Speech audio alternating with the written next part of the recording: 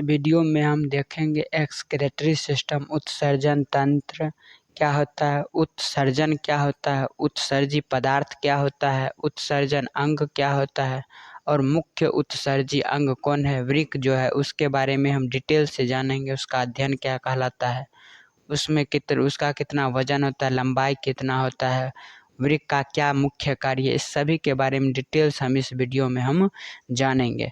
तो चलिए हम देखते हैं हमारा टॉपिक क्या है, एक्सक्रीटरी सिस्टम। ये एक्सक्रीटरी सिस्टम माने क्या होता है, तो सबसे पहले टर्म है सिस्टम। इस सिस्टम माने होता है, सिस्टम माने होता है ग्रुप ऑफ ऑर्गन, माने अंगों का समूह जो एक जैसा कार्य करे। अब एक जैसा कार्य, इसमें कौन सा एक जैसा कार्य होगा, एक्सक्रीशन का कार्य होगा। एक्सक्रीशन उत्सर्जन का कार्य होगा।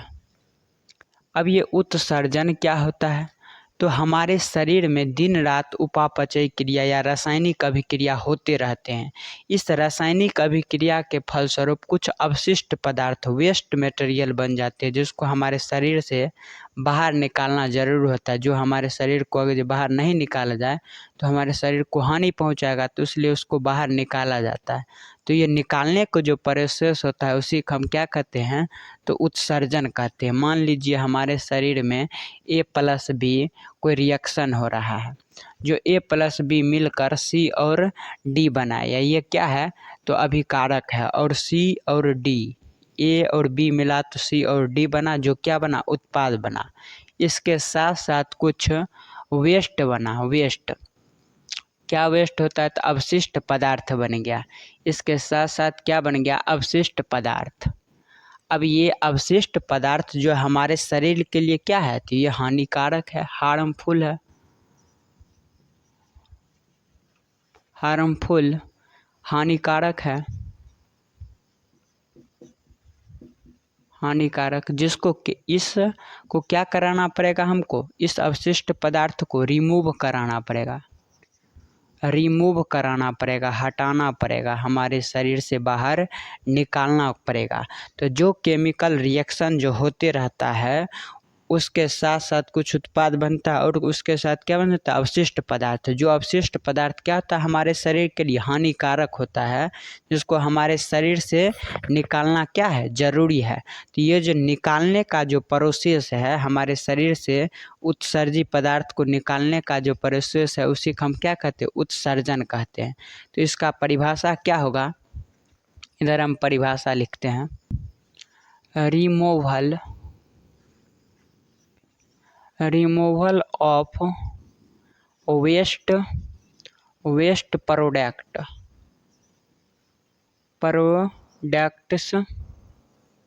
Products from human living body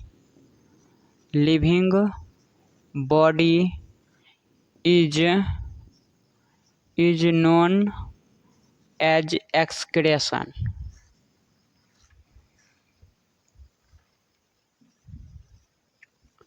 excretion ये किसका परिभाषा हो गया, तो एक्सक्रीशन का। हिंदी में लिखें, सजीवों के शरीर से अवशिष्ट पदार्थ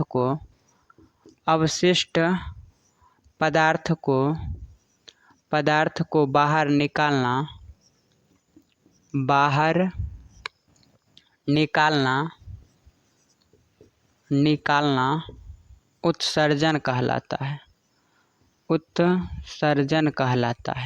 उत्सर्जन कहलाता है।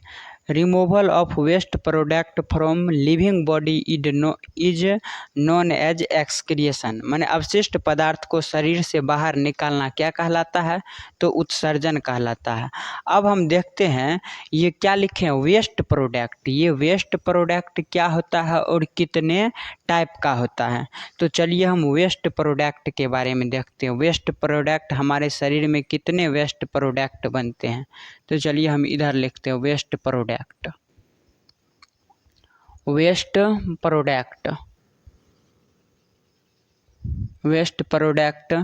अवशिष्ट पदार्थ। हमारे शरीर में ये अवशिष्ट पदार्थ कितने होते हैं और कैसे बनते हैं अवशिष्ट पदार्थ। तो सबसे जो पहला अवशिष्ट पदार्थ है वह आपका CO2, कार्बन डाइऑक्साइड है CO2। ये कार्बन डाइऑक्साइड कैसे अवशिष्ट पदार्थ है, पहले देखते हैं कार्बन डाइऑक्साइड का निर्माण कैसे होता है। कार्बन डाइऑक्साइड हमारे शरीर में पहले से क्या रहता है, कोशिका में ग्लूकोज C6H12O6। इससे जब ऑक्सीजन अभिक्रिया करता है तो क्या बनाता है, तो आपका बनाता है कार्बन डाइऑक्साइड, जल बनाता है और एनर्जी बनाता है। एनर्जी कहे तो ऊर्जा बनाता है, ये बनता है।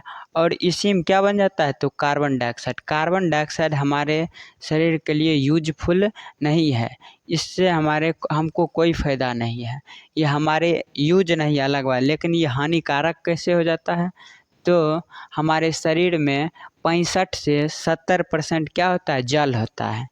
जल होता है, जब ये जल से अभिक्रिया करता है तो ये बना लेता है कार्बनिक अम्ल बना लेता है। क्या बन जाता है, कार्बनिक अम्ल। कार्बनिक अम्ल बनता है, कार्बनिक अम्ल। देखिए जो कार्बन डाइऑक्साइड होता है ये हमारे शरीर में पानी होता है, पानी रहने के वजह से पानी और कार्बन डाइऑक्साइड मिलकर कार्बनिक अम्ल बन जाता है। जो कार्बनिक अम्ल जब ये अम्ल बन गया तो ये हमारे शरीर के लिए क्या होता है, हानिकारक होता है। तो जो हानिकारक होता है उसी तो उत्सर्जन क्या कहता है, जो अवशिष्ट पदार्थ, ये अवशिष्ट पदार्थ हो गया, हानिकारक चीज़ हो गया हमारे शरीर के लिए। इसको क्या करना है, इसको हमारे शरीर से बाहर निकालना है। तो CO2 क्या होता है, CO2 अवशिष्ट पदार्थ होता है, पहला नंबर। दूसरा नंबर अगर जो हम बात करें तो आपका जो स्वेट होता है, स्वेट पसीना भी क्या है, तो हानिकारक। पसीना भी अवशिष्ट पदार्थ है, वेस्ट प्रोडक्ट। ये पसीना जब निकलता है तो पसीना के साथ साथ अधिक मात्रा में एक्सेस मात्रा में अत्यधिक मात्रा में क्या निकल जाता है, आपका सॉल्ट। नमक जो होता है, नमक हमारे शरीर में अत्यधिक मात्रा का वो निकल जाता है, आयंस में निकल जाता है, एक्सेस मात्रा का आयंस।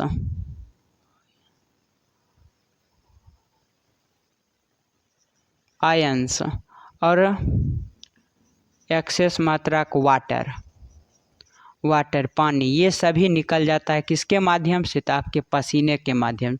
जितने भी अत्यधिक मात्रा में हमारे शरीर में नमक होते हैं किसके माध्यम से, पसीना के माध्यम से निकल जाते हैं। और आयंस बात करें, अत्यधिक मात्रा का जो आयंस होता है जो यूजफुल नहीं होता है वो पसीने के माध्यम। और अत्यधिक मात्रा के पानी भी किसके माध्यम से निकल जाता है, तो पसीना का निकलना क्या है, ज़रूरी है। तो ये पसीना भी क्या है, अवशिष्ट पदार्थ। तो अवशिष्ट पदार्थ को निकालना क्या कहलाता है, उत्सर्जन कहलाता है। तो स्वेट भी, पसीना भी क्या है, अवशिष्ट पदार्थ है। और तीसरा नंबर का हम बात करें, तीसरा नंबर में यहाँ लिखते हैं हम, तीसरा नंबर का जो है वो क्रिएटिनाइन है,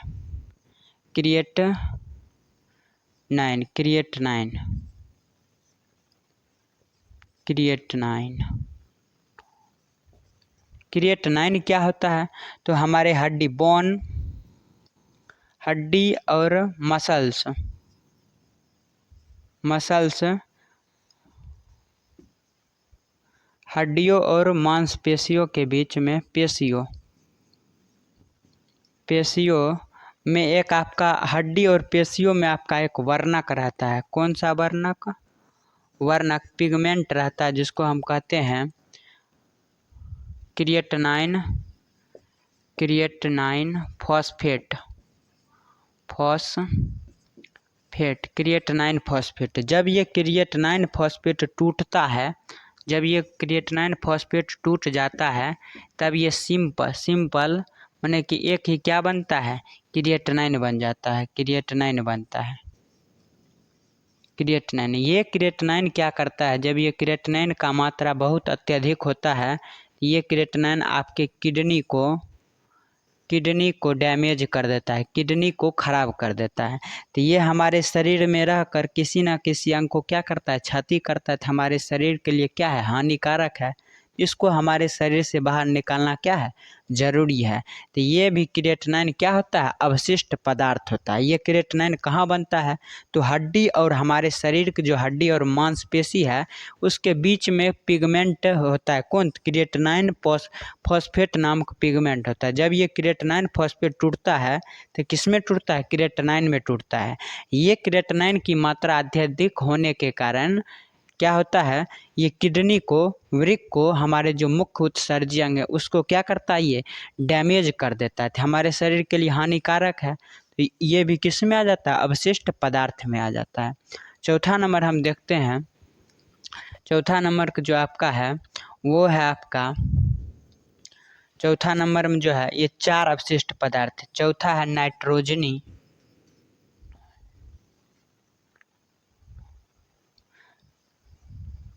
नाइट्रोजीनियस वेस्ट, माने नाइट्रोजन युक्त अवशिष्ट पदार्थ, नाइट्रोजन युक्त अवशिष्ट पदार्थ। ये देखिए नाइट्रोजन युक्त कौन कौन अवशिष्ट पदार्थ, ये हमारे शरीर में सबसे अत्यधिक है नाइट्रोजन युक्त पदार्थ। नाइट्रोजन युक्त पदार्थ कहने का मतलब जिसमें नाइट्रोजन का क्या हो, मात्रा हो। अब ये नाइट्रोजन का मात्रा किस में होगा, तो हमारे शरीर में। इसका एग्जाम्पल देखिए, नाइट्रोजनी अवशिष्ट पदार्थ के एग्जाम्पल। सबसे पहला एग्जाम्पल है आपका यूरिया। इसमें देखिए ये इसका फार्मूला होता है NH2, इसमें नाइट्रोजन का मात्रा है। उसके बाद इसका एग्जाम्पल है यूरिया जैसे बोले उसी प्रकार यूरिक अम्ल, यूरिक एसिड, उसी प्रकार कहे तो अमोनिया कहे, अमोनिया में जो अमोनिया का जो फार्मूला होता है NH3 होता है। तो इसमें भी क्या आता है, N आ रहा है, माने नाइट्रोजन आ रहा है। ये नाइट्रोजनी युक्त माने इसमें नाइट्रोजन होता है। ये सबसे अत्यधिक मात्रा में होता है हमारे शरीर में। ये अगर जो ज़्यादा हो गया, ये आपका यूरिया अगर जो ज़्यादा हो गया तो ये आपको किसको डैमेज करता है, लीवर को डैमेज कर देता है, लीवर को ख़राब करता है ये यूरिया। और अमोनिया करता है किसको, तो अमोनिया किडनी को डैमेज करता है, किडनी को।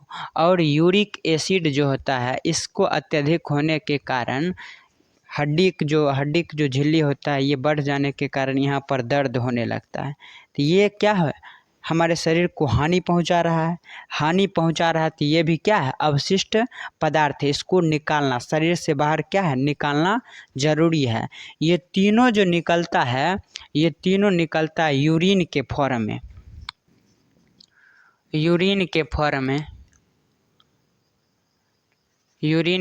में, माने मूत्र के फॉर्म में हमारे शरीर से बाहर निकल जाता है। कौन, आपका ये तीनों। नाइट्रोजनी जो वेस्ट सबसे मुख्य उत्सर्जी अवशिष्ट पदार्थ कौन है, तो आपका नाइट्रोजनी वेस्ट। हमारे शरीर में सबसे अधिक मात्रा में यही ये सबसे खतरनाक है। ये सब थोड़ा कम खतरनाक है, ये सबसे अधिक खतरनाक कौन है, तो नाइट्रोजनी वेस्ट माने अवशिष्ट पदार्थ। ये कौन कौन है, तो यूरिया हो गया, यूरिक एसिड, अमोनिया हो गया। ये तीनों किसके रूप में निकलता है, तो हमारा मूत्र माने पेशाब के रूप में हमारे शरीर से बाहर निकल जाता है। अब हम ये देख लिए अवशिष्ट पदार्थ। सबसे खतरनाक कौन, तो नाइट्रोजनी वेस्ट पदार्थ। कितने प्रकार के देखें, तो 4 प्रकार के। सबसे पहला अवशिष्ट पदार्थ कौन है, वेस्ट प्रोडक्ट, तो वो आपका हो गया कार्बन डाइऑक्साइड। कार्बन डाइऑक्साइड जब जल और मिलता है तो क्या बनाता है, कार्बनिक अम्ल, जो हमारे लिए क्या है, हानिकारक है। तो ये भी क्या जाते हैं, अवशिष्ट पदार्थ। इसको बाहर निकालना जरूरी है। दूसरा देखें स्वेट पसीना अगर जो नहीं निकलेगा तो हमारे शरीर में जैसे खून है तो ये पानी में बदल जाएगा। माने पानी अत्यधिक मात्रा में होने के कारण खून पानी में कन्वर्ट माने डिसबैलेंस हो जाएगा। तो इसको पसीना को भी क्या करना, बाहर निकालना जरूरी है। तो पसीना भी क्या हो जाएगा, अवशिष्ट पदार्थ। तीसरा नंबर हम देखें क्रिएटिनिन जो था ये क्या कर रहा था, तो हड्डी और मांसपेशियों के बीच जो वर्णक था क्रिएटिन फॉस्फेट, उसके टूटने के वजह से कौन बना, क्रिएटिनिन। जब क्रिएटिनिन अत्यधिक बन जाता है तो किसको डैमेज कर देता है, किडनी को हानि पहुंचाता है। तो ये हानि पहुंचा रहा है हमारे शरीर को, इसको निकालना ज़रूरी है। तो ये क्या आ जाएगा? अवशिष्ट पदार्थ। उसी प्रकार हम देखें 4 नंबर में नाइट्रोजनी वेस्ट मटेरियल, वेस्ट प्रोडक्ट, नाइट्रोजनी युक्त अवशिष्ट पदार्थ, जिसमें कौन कौन था? यूरिया आ गया, यूरिक एसिड आ गया, अमोनिया आ गया, और ये तीनों किसके रूप में निकलता है हमारे शरीर से? तो मूत्र के रूप में, माने पेशाब के रूप में हमारे शरीर से बाहर निकल जाता है। अब हम देखते हैं ये जो अलग अलग जैसे क्रिएटिनिन निकलता है, ये किसके द्वारा निकलता है?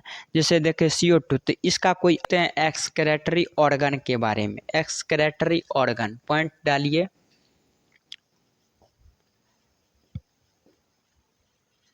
एक्सक्रेटरी ऑर्गन,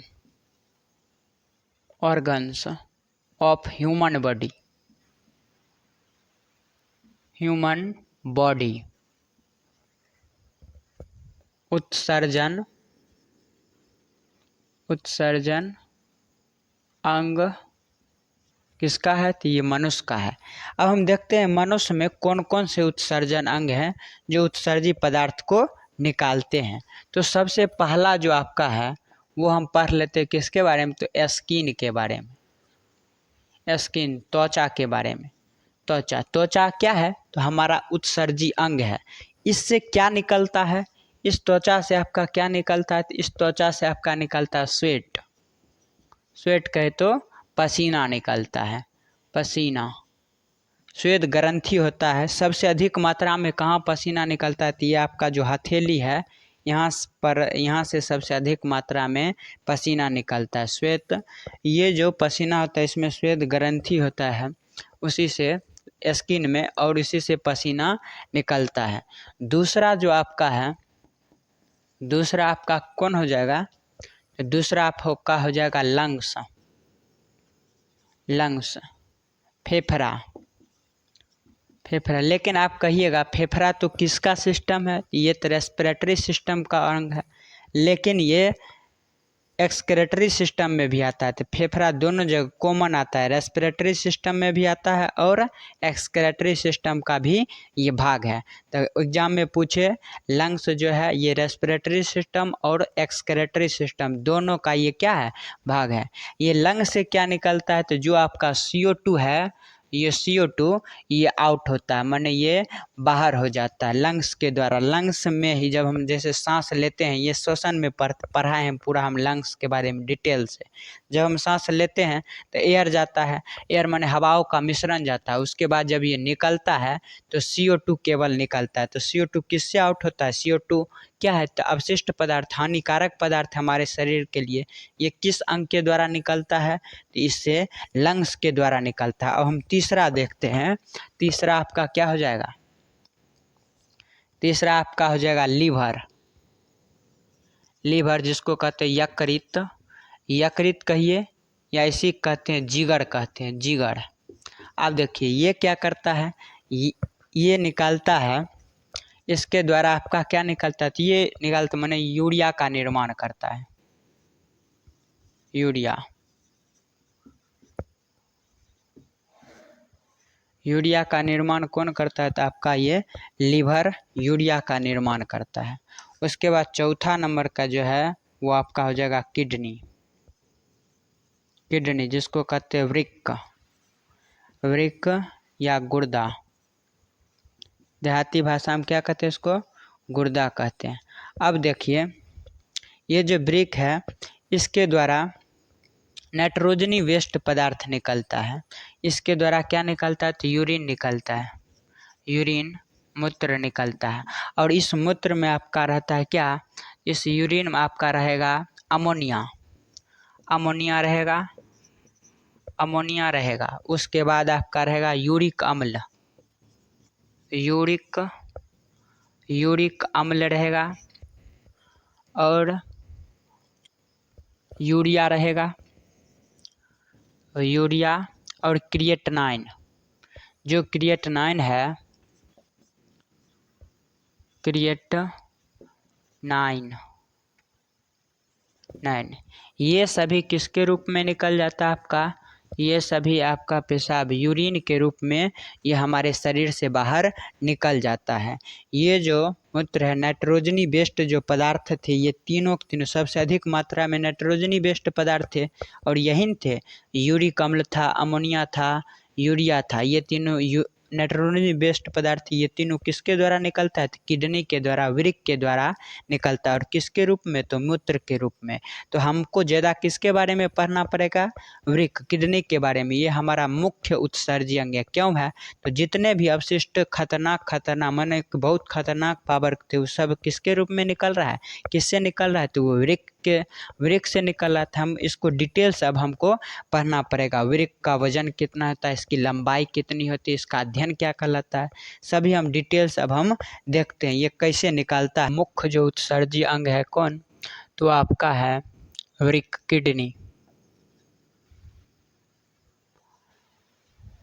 किडनी,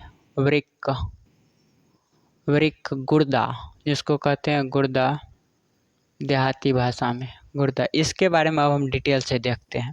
अब हम देखते हैं किडनी के बारे में अब हम अध्ययन करते हैं। जो किडनी के बारे में हम जब अध्ययन करते हैं तो इसका अध्ययन इसका अध्ययन नेफ्रोलॉजी कहलाता है। क्या कहलाता है?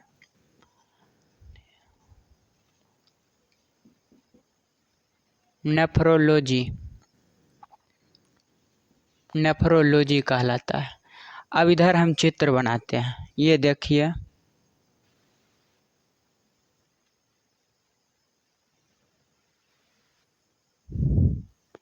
और इधर से भी बनाते हैं। इसका जो आकार होता है इस नेफ्रॉन किडनी का, इस किडनी का जो आकार होता है शेप आकार होता है सोयाबीन की तरह या तो सेम के बीज की तरह इसका क्या होता है? आकार होता है। इसकी बात करें वजन, इसमें कुछ वजन होगा दोनों में। तो एक का अगर जो वजन करें तो इसका जो वेट होता है,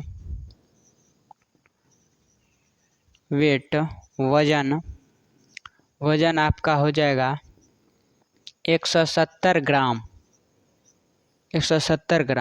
और लंबाई की जब हम बात करें, ये जो लंबाई लेंथ की बात करें तो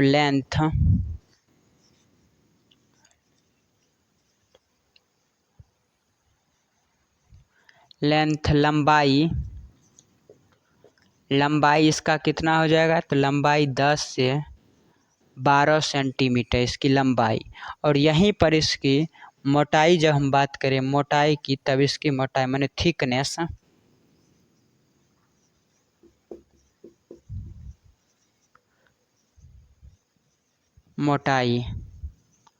इसका मोटाई हो जाएगा 2 से 3 सेंटीमीटर। और इसकी व्यास, डायमीटर जो है, व्यास को बात करें जब हम,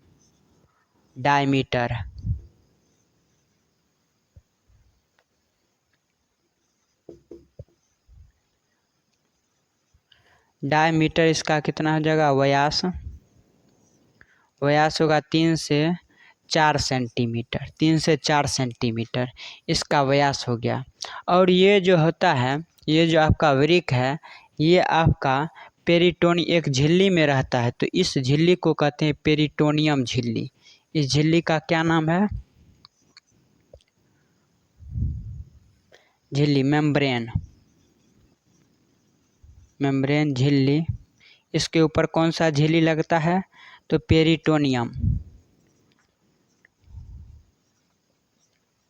पेरिटोनियम झिल्ली में ये रहता है। ये हम देखें पहले, इसकी स्टडी क्या कहलाएगा? तो नेफ्रोलॉजी कहलाएगा। इसका जो आकार होता है किसके? सोयाबीन या सेम के बीज के समान होता है। और इसका वजन के बात करें तो 170 ग्राम। और लंबाई 10 से 12 सेंटीमीटर। और थिकनेस, इसकी मोटाई 2 से 3 सेंटीमीटर। डायमीटर, व्यास 3 से 4 सेंटीमीटर। झिल्ली किस झिल्ली में रहता है? पेरिटोनियम झिल्ली में। और यहीं पर और आगे जो बात करें, इसका हम देख लिए। अब जो होता है ये देखिएगा ये थोड़ा झुका रहता है। हम ये जो होता है, ये जो आपका दाहिना जो फेफड़ा, दाहिना जो दायां वाला जो वृक्क है, वृक्क किडनी जो है, ये थोड़ा नीचे होता है। किस लिए नीचे होता है? तो इस पे लीवर का दबाव होता है, इसके ऊपर लीवर होता है, जिसके कारण ये थोड़ा नीचे होता है। कौन? तो दाहिना वाला, मैंने राइट वाला थोड़ा नीचे होता है। ये राइट राइट राइट किडनी है और ये लेफ्ट किडनी है, किडनी है। ये जो राइट वाला है थोड़ा क्या होता है? नीचे होता है। किसके दबाव के कारण? तो ये आपका होता है लीवर के दबाव के कारण। अब देखिए ये जो किडनी आप देखिएगा, तो ये इसका क्या काम हम बाद में देखें। इसमें आप देखिएगा ये किसी ना किसी चीज़ से मिलकर बना होगा। जैसे हम लोग का शरीर है, ये किससे मिलकर बना है? तो सेल से मिल के बना है। तो हमारा जो शरीर के सबसे छोटी इकाई क्या होता है? तो आपका होता है कोशिका होता है, माने सेल होता है। उसी प्रकार जैसे ऐसे समझिए, जैसे एक घर बनने के लिए क्या क्या ज़रूरत होता है? तो सबसे पहले ईंट आता है। मान लीजिए घर जो बना है, घर पहले बहुत सारे दीवार मिला होगा। घर बनने के लिए रूम, ऐसे समझिए, ईंट, बहुत सारे ईंट मिलकर क्या चीज़ का निर्माण किया होगा? दीवार का निर्माण किया होगा। और 3-4 दीवार का निर्माण, माने 3-4 दीवार मिलकर एक रूम का निर्माण किया होगा। और 4-5 रूम, बेडरूम, सोने वाला सब अलग अलग रूम मिल गया तो किस चीज़ का निर्माण कर दिया होगा? घर का निर्माण कर दिया होगा। तो इस घर के लिए सबसे बेसिक जरूरी क्या है? ईंट है। उसी प्रकार क्या था? शरीर का निर्माण। तो शरीर पहले था कोशिका। जब कोशिका, बहुत सारे कोशिका मिला तो वो आपका उत्तक का निर्माण किया, उत्तक का। और कुत्तक को समूह जब मिल गया तो वो किसका निर्माण किया? अंग। जैसे आँख, नाक, कान, ये सब क्या है? अंग है। और जब ये अंग मिल गए, ये सारे अंग मिल गए तो एक क्या किया? अंग तंत्र माने शरीर का निर्माण कर लिए।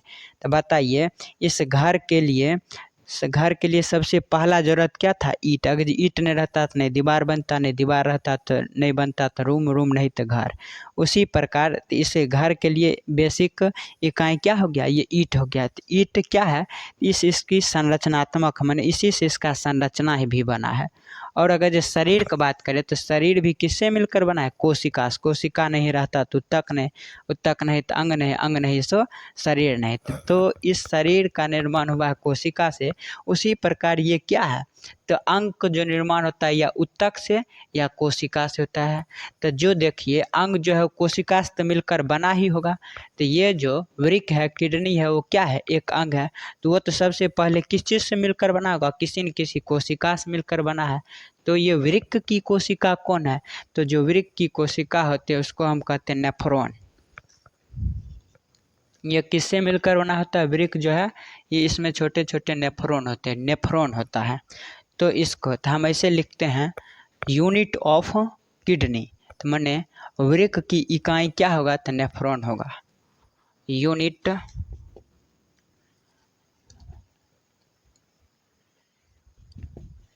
ऑफ किडनी, माने कि वृक्क की इकाई क्या हो जाएगा? तो आपका नेफ्रॉन हो जाएगा, नेफ्रॉन। और इसकी बात करें, ये जैसे ये शरीर की सबसे छोटी इकाई क्या होगा? कोशिका। और शरीर की जो सबसे छोटी कोशिका भी, माने कोशिका कहती ये कोशिका हो जाएगा। अब उसी प्रकार इस माने किडनी की सेल क्या हो जाएगा? तो आपका ये हो जाएगा नेफ्रॉन ही। तो हम ये भी लिख सकते हैं सेल ऑफ किडनी, माने कि वृक्क की कोशिका कौन हो जाएगा? तो ये आपका नेफ्रॉन ही हो जाएगा। हम ये देख लिए। अब हम देखते हैं इस किडनी का फंक्शन क्या है, कार्य क्या है। कार्य पहले देखते हैं, माने इस वृक्क का क्या काम है, फंक्शन से देखते हैं इसका।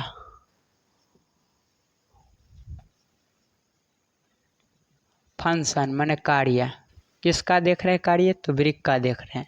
इस वृक्क का 2 कार्य है। पहला तो है ये क्या करता है? ब्लड प्यूरिफिकेशन करता है, प्यूरिफिकेशन नहीं, ब्लड को छानने का काम करता है, फिल्टर करने का काम करता है। फिल्ट्रेशन का कार्य कौन करता है? मैंने रक्त छानने का, रक्त को छानने का कार्य करता है। और दूसरा जो ये कार्य करता है यूरिन का निर्माण, माने यूरिन का निर्माण, मूत्र का निर्माण, मूत्र, पेशाब का जो निर्माण करता है कौन करता है? यो आपका वृक्क करता है। अब ये कैसे करता है? इसमें रहता है नेफ्रॉन रहता है, बताए थे नेफ्रॉन ही रहता है, नेफ्रॉन से ही मिलकर बना होता है। इसमें आता है, क्या आता है? रक्त आता है। ये जो देखिए इधर से पाइप नाली रहता है और इधर से भी एक नाली रहता है। हम सिंपल अभी संरचना बता रहे, अभी पूरा हम समझा नहीं रहे, ये हम अगले वीडियो में बताएंगे नेफ्रॉन कैसे इसको छानता है। ये अभी हम देखते हैं ये कैसे इसमें कैसे रक्त आणता है। देखिए इसमें जो आया है रक्त आया, हमारे शरीर से रक्त आया, और किस में आया है? किडनी में है। ये किडनी क्या करेगा? किडनी में जितने भी अवशिष्ट पदार्थ, देखिए पहले ये समझिए रक्त क्यों छानना जरूरी है? रक्त में क्या छानता है? रक्त में ऐसा क्या चीज़ आ जाता है जिसको छानना पड़ता है? तो देखिए इस रक्त में दो चीज़ होता है, इस ब्लड में दो चीज़ आपका रहेगा। एक चीज़ अच्छा चीज़, माने जो हमारे शरीर के लिए क्या है ज़रूरी है, और एक बुरा चीज़। एक अच्छा माने जो बुरा, माने कहने का मतलब जो हमारे शरीर के लिए उतना हानिकारक है। तो ये जो अच्छा चीज़ है जो रक्त में, वो आपका इसमें रहेगा विटामिन, कह दें विटामिन रहेगा, प्रोटीन रहेगा, उसके बाद जल रहेगा, जल रहने के बाद कुछ आयंस रहेगा, आयंस रहने के बाद माने अलग अलग पोषक तत्व भी इसमें रहेगा। किस में? तो अच्छे चीज़। और इसी में बुरा चीज़ कहे तो इसमें यूरिया रहेगा, अमोनिया रहेगा, यूरिक अम्ल रहेगा, और क्रिएटिनाइन रहेगा। तो ये सभी क्या है? ये सभी हमारे शरीर के लिए हानिकारक है, माने ये ब्लड में बुरा चीज़ घूम रहा है। इसको क्या करना है? छान के अलग करना है, इसको शरीर से बाहर निकालना है। ये कहाँ निकलेगा? तो ये आपका वृक्क में ही निकलेगा। इसको फिर शरीर में पुनः ले लेना, कि इसको भी निकाल देना। ये तो हमारे शरीर के लिए माने कि ज़रूरी है, तो इसको पास रखना है। मिला किस में? रक्त में मिल रहा है, इसको हमें शरीर में ही रखना है, इसको शरीर से बाहर निकाल देना है। जैसे अपना चाय पीते हैं तो जो चाय छन्नी होता है, तो चाय छन्नी को क्या, जो चाय छन्नी जैसे छानते हैं तो उसमें जो चाय पत्ती हो गया या लौंग, अलग अलग अदरक जो डालते हैं, वो ऊपर में जैसे चाय छन्नी लगाते हैं और चाय डालते हैं तो नीचे चला आता है जो पीने लायक होता है, और जो अवशिष्ट पदार्थ जो होता है उसको चाय छन्नी में ही रुक जाता है। तो ये क्या होगा? ये अवशिष्ट पदार्थ को बुझिए विटामिन हो, अच्छी चीज़। ये क्या होगा? उसमें फंस जाएगा। किस में? ये इसमें लगा रहता है नेफ्रॉन, फिल्टर लगा रहता है, प्राकृतिक फिल्टर लगा रहता है। इस किस में? तो वृक्क में। ये अच्छे चीज़ होते हैं उसमें फंस जाते हैं, और जो खराब, जो यूरिया जो हो गया, अमोनिया हो गया, यूरिक अम्ल हो गया, ये पानी के साथ, वाटर के साथ मिलकर, वाटर को हमारे शरीर, जैसे हम लोग पानी पीते हैं तो सारे पानी तो यूज होता नहीं, कुछ पानी जो होता है उस सेल में एब्जॉर्ब कर लिया जाता है, और जो अपशिष्ट बच जाता है पानी, कुछ पसीने के रूप में निकल जाता है और कुछ पेशाब के रास्ते हमारे शरीर से बाहर चला जाता है। तो ये जो होगा, ये यूरिया, अमोनिया, यूरिक अम्ल, ये सभी पानी के साथ मिलाकर और ये पेशाब यहाँ पर निर्माण हो जाता है और ये बाहर निकल जाता है। तो ये कैसे निकलता है? देखिए पहले ये हम बाद में बताएंगे कैसे छनाता है। पहले हम देखें अच्छे चीज़ इसमें फंस जाते हैं जो उधरे चल जाते हैं, शरीर में पुनः चल जाता है रक्त के द्वारा। अच्छे चीज़ जो है जैसे विटामिन, प्रोटीन, जल, ये सब अच्छे चीज़ हो गया। तो ये आया इसमें पहले छनाया तो इसमें फिल्टर लगल था, जो अच्छा चीज़ था पकड़ा गया और चला गया। जो खराब चीज़ है वो इसमें एक नली लगा रहता है, नली। इस नली के माध्यम से नीचे चला आता है, नीचे माने कि इसमें आके जमा हो जाएगा, जिसको कहते हैं यूरिनरी ब्लाडर। ब्लाडर, इसको कहते हैं यूरेथ्र नली। चलिए ऐसे लिखते हैं, मूत्रवाहिनी, मूत्रवाहिनी, और इसको मूत्राशय, मूत्राशय। और यहाँ पर एक नली होता है जिसको कहते हैं मूत्र मार्ग, यूरेथ्रा, मूत्र मार्ग, मूत्र मार्ग। इसके द्वारा क्या होता है, ये आपका यूरिन शरीर से बाहर निकल जाता है। यूरिन देखिए, ये जो होता है ये था किडनी, और किडनी में जो पाइप लगा है, जो अवशिष्ट जो माने ये जैसे जो पेशाब बना है इसको बाहर निकालना है, तो ये क्या करेगा, मूत्रवाहिनी के द्वारा कहाँ पर पहुँच जाएगा, माने मूत्राशय में इकट्ठा हो जाएगा। ये ब्लाडर के थैली नुमा संरचना जिसमें इकट्ठा होगा। उसके बाद ये मूत्र मार्ग के द्वारा हमारे शरीर से क्या होता है, बाहर निकल जाता है। अब ये कैसे, इसमें रहता है वृक्क। हम वृक्क की संरचना अभी नहीं बताएं, अभी हम इतना ही बताएं। जो ये किडनी होता है, किडनी दो चीज़ काम करता है। एक तो रक्त को छानता है, जितना भी अच्छे चीज़ उसको पुनः अपने साथ रख लेता है, और अवशिष्ट पदार्थ को यूरिन बना देता है, पेशाब पानी मिलाकर, और यूरिन माने कि इस रास्ते से निकल जाता है। अब ये कैसे छनाता है हम ये अगले वीडियो में बताएंगे, जिसमें नेफ्रॉन की संरचना बताएंगे। अभी हम इतना ही समझाएं कि इसमें आता है, और ये मूत्र मार्ग हो गया। उसके बाद ये यूरिनरी ब्लाडर जिसको कहते हैं, इसमें इकट्ठा होता है और समय के अनुसार ये बाहर निकल जाता है यूरेथ्रा के द्वारा। इसकी जो लंबाई होती है, ये आपकी लंबाई हो गया मूत्रवाहिनी की 25 सेंटीमीटर इसका होता है। तो इधर हम लिखते हैं इसकी लंबाई कितनी होगी, लेंथ डायरेक्ट यहाँ पर लिखते हैं 25 सेंटीमीटर। और इसमें जो मूत्र इकट्ठा रहने का जो एब्जॉर्ब होता है, वो मेल का बात करें, मेल माने पुरुष का जब हम बात करें पुरुष, तो पुरुष में 800 ml तक रह सकता है। और फीमेल में ये 500 ml तक रह सकता। फीमेल में कम रहता है, कम ये छोटा होता है, ये मूत्राशय माने जहाँ पर मूत्र इकट्ठा रहता है ये छोटा होता है, और पुरुष में ये बड़ा होता है 800 ml तक। और ये कब फीलिंग्स आता है माने कि जाने के लिए बाथरूम, तो इसमें जब ये मूत्राशय जब 200 ml जब भर जाता है, 200 ml इसमें मूत्र इकट्ठा हो जाता है, तब आपको फीलिंग आने लगता है, तब आप लोग बाथरूम चले जाते हैं। अब ये देखिए, ये जो यूरेथ्रा का जो लंबाई होता है, ये बॉयज में माने कि मेल में इसकी लंबाई होती है, ये थोड़ा बड़ा होता है। मेल में इसकी लंबाई 10 से 12 सेंटीमीटर होता है। वहीं इसकी फीमेल का बात करें तो इसका 2.5 सेंटीमीटर होता है, 2.5 सेंटीमीटर। इसकी लंबाई बहुत कम होता है। किस में, तो आपका हम बात कर रहे हैं फीमेल में यूरेथ्रा माने मूत्र मार्ग की लंबाई बहुत कम होता है, और पुरुष में अत्यधिक होता, बड़ा होता है, 10 से 12 सेंटीमीटर होता है। और यूरिन ब्लाडर इकट्ठा कितना रख सकता है, तो 10 से कितना रख सकता है मूत्र को, यूरिन को, तो पुरुष रख सकता है 800 ml, और फीमेल रख सकता है 500 ml। और कितना रहने पर आप लोग फीलिंग आने लगता है, तो 200 ml तक हम ये देख लिए। अब हम इसको पहले एक बार रिवीजन कर देते। सबसे पहले हम क्या देखें, उत्सर्जन देखें। उत्सर्जन क्या देखें, जो हमारे शरीर में दिन रात उपापचय क्रिया होता है। श्वसन के दौरान पाचन जैसे हम लोग करते हैं, तो पाचन भोजन के, तो उसमें कुछ अवशिष्ट पदार्थ बनते हैं, तो उपापचय क्रिया हुआ। और केमिकल रिएक्शन हमारे शरीर में होते रहता है दिन रात। उस केमिकल रिएक्शन में कुछ अच्छे चीज़ बनते हैं, और कुछ अवशिष्ट पदार्थ वेस्ट प्रोडक्ट बन जाते हैं। जो वेस्ट पदार्थ, अवशिष्ट पदार्थ हमारे शरीर को क्या करते हैं, हानिकारक होते हैं, माने हानि पहुंचाते हैं।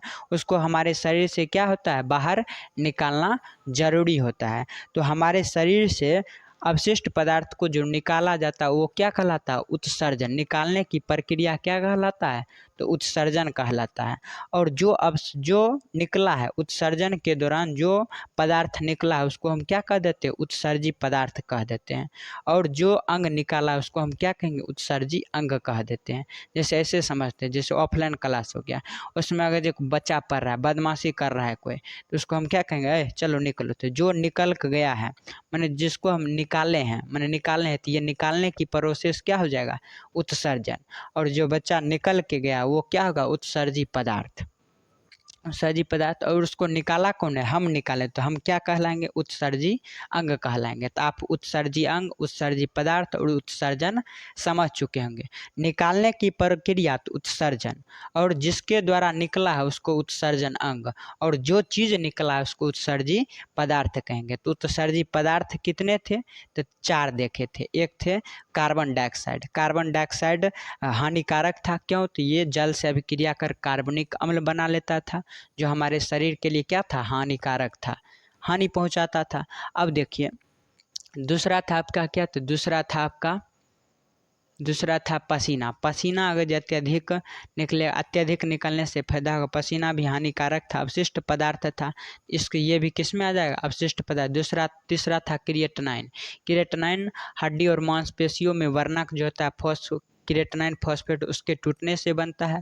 इसको अगर ये नहीं निकाला जाए तो ये क्या होता है, ये आपके किडनी को क्या करता है, ये क्षति कर देता है, डैमेज कर देता है। अब देखिए चौथा कौन था, तो नाइट्रोजनी युक्त अवशिष्ट पदार्थ, जिसमें नाइट्रोजन है, उसमें 3-4 देखे नाइट्रोजन युक्त। पहला देखे यूरिया, उसके बाद अमोनिया, यूरिक अम्ल। ये तीनों हमारे शरीर से किस रूप में निकलता है, तो हमारे शरीर में आप पेशाब के रूप में, माने मूत्र के रूप में हमारे शरीर से बाहर निकल जाता है। ये क्या था, तो उत्सर्जी पदार्थ था। अब हम देखते हैं उत्सर्जी अंग। उत्सर्जी अंग जो उत्सर्जी पदार्थ को निकालता है उसको हम क्या कहते हैं, उत्सर्जी अंग कहते हैं। उत्सर्जन के दौरान जो उत्सर्जी पदार्थ को निकालता है उसको हम उत्सर्जी अंग कहते हैं। तो कितने थे, 4 उत्सर्जी अंग देखे थे। एक थे त्वचा के द्वारा पसीना निकल जाता है। और सीबम जो तेलीय जो पदार्थ है ये भी किसके रूप में निकलता है, तो किससे निकलता है, तो आपका त्वचा से निकलता है। दूसरा था लंग्स, फेफड़ा, जिसको फुफ्फुस कहे, इससे CO2 बाहर निकल जाता है, तो ये दूसरा अंग हो गया। तीसरा कौन देखे, तीसरा देखे लीवर। यकृत क्या कर रहा था, तो यूरिया का निर्माण करता है। जो प्रोटीन होता है एमिनो अम्ल, ये अमीनो अम्ल यूरिया बन जाता है, इसी से यूरिया का निर्माण होता है। तो यूरिया का निर्माण कौन करता है, यकृत करता है। उसके बाद हम देखें चौथा नंबर में किडनी किसको बाहर निकाल रहा था, तो यूरिन को निकाल रहा, माने पेशाब को हमारे शरीर से बाहर निकालता था। और पेशाब किस से मिलकर बना है, तो आपका पानी से मिलकर बना है। क्रिएटिनाइन उसमें रहता है, फॉस्फेट क्रिएटिनाइन कहे, यूरिक अम्ल जितने भी अमोनिया हो गए ये सब किस में रहता है, तो आपका पेशाब में रहता है। तो माने मुख्य रूप से मुख्य उत्सर्जी अंग हमारा कौन होता है, तो आपका किडनी होता है। उसके बाद हम किडनी के बारे हम देखें, किडनी को क्या कहते हैं, वृक्क कहते हैं, गुर्दा कहते हैं, उसी कहते हैं। किडनी वृक्क गुर्दा उसी का नाम है। किडनी का अध्ययन क्या कहलाएगा, वृक्क का अध्ययन क्या कहलाएगा, तो नेफ्रोलॉजी। वृक्क का अध्ययन बोलिए नेफ्रोलॉजी। और इसका आकार कैसा होगा, सेम के बीज या सोयाबीन के जैसा। और इसका वजन 170 ग्राम। किडनी का वजन कितना, 170 ग्राम। लंबाई तो बात करें 10 सेंटीमीटर से 12 सेंटीमीटर। और मोटाई, इसकी मोटाई की बात करें तो 2 से 3 सेंटीमीटर। और इसकी व्यास जो होता है 1.5 सेंटीमीटर, 3 से 4 सेंटीमीटर। और इसमें एक झिल्ली लगा रहता है, जो कौन झिल्ली रहता है, जिसको कहते हैं पेरिटोनियम झिल्ली कहते हैं। इस किडनी की इकाई कौन हो जाएगा, तो वो आपका हो जाएगा नेफ्रॉन। हम अगले वाले वीडियो में हम नेफ्रॉन के बारे में बताएंगे। अब देखें ये किसके मिल्क माने सेल कौन है, ये नेफ्रॉन ही हो गया। और ये क्या काम है, तो ये ब्लड का छानने का काम करेगा और यूरिन का निर्माण, पेशाब का निर्माण करता है। देखिए ब्लड फिल्ट्रेशन और ब्लड प्यूरिफिकेशन अलग है। प्यूरिफिकेशन गैसों से माने ताल्लुक़ रखता है, माने कि फेफड़ा क्या होता है, रक्त में खून ब्लड में ऑक्सीजन CO2 रहता है, कार्बन डाइऑक्साइड और ऑक्सीजन को ऑक्सीजन को रक्त में मिला देना और कार्बन डाइऑक्साइड को बाहर कर देना। तो ये क्या कहलाएगा, तो ये प्यूरिफिकेशन माने रक्त का शुद्धिकरण कहलाता है। और फिल्ट्रेशन माने होता है रक्त को छानना, तो छानने का काम करता है किडनी, और प्यूरिफिकेशन का काम करता है माने शुद्धिकरण काम करता है आपका फेफड़ा करता है, ये याद रखिएगा। उसके बाद देखें इसका हम स्ट्रक्चर देखें, माने ये अभी हम नहीं बताए हैं, अगले वीडियो में डिटेल से बताएंगे। ये आता है मूत्र, जो अवशिष्ट पदार्थ है माने अवशिष्ट पदार्थ को ये नली के द्वारा यूरेटर मूत्राशय में चलाता है और इसके द्वारा बाहर निकल जाता है, और जितने भी पोषक तत्व होते हैं ब्लड में वो फिर पुनः इस वृक्क के द्वारा फिल्टर लगा रहता है, वो पुनः इसमें चले जाते हैं। नेक्स्ट वीडियो में हमारा बच्चा क्या, हम नेफ्रॉन की संरचना के बारे में जानेंगे, और कौन कौन जीव अलग अलग उत्सर्जन के आधार पर अलग अलग जीव अलग अलग समूह में बांटा गया, और मूत्र के संगठन के बारे में हम जानेंगे और इसका कुछ फैक्ट्स जानेंगे। आपको समझते होंगे, इस वीडियो को हम अच्छा से आप लोग को समझ में आया होगा। मिलते हैं हम अब नेक्स्ट वीडियो में।